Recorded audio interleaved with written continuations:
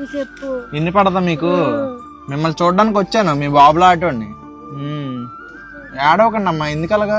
వచ్చాం కదా. పేదలు నాయన ఎలా బతుకుతావు? మా పరిస్థితి చూడిపో నువ్వు. అక్కడ నాయన బాగా చూడనా పోతాను.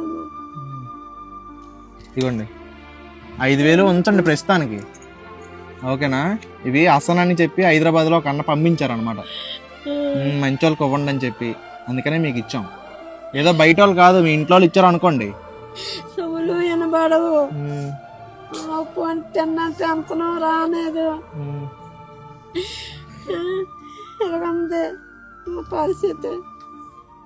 ఇలాగా నాయన కలిగా ఆ నాయన తెచ్చి మా కొరికేని లేచేవాడు. ఇప్పుడు ఆ నాయన ఎక్కడికి నన్నాడు చేయలేడు.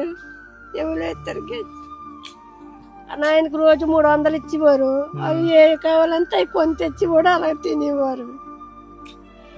లేదమ్మా, నేను సరుకులు అవి తెస్తాను ఇప్పుడు ప్రస్తుతానికి, అలాగేనా? నేను ఒక హాస్పిటల్లో నేను ఎప్పటికప్పుడు డాక్టర్ని కనుక్కుంటానులే, మీరు బెంగ పెట్టుకోకండి, అలాగేనా?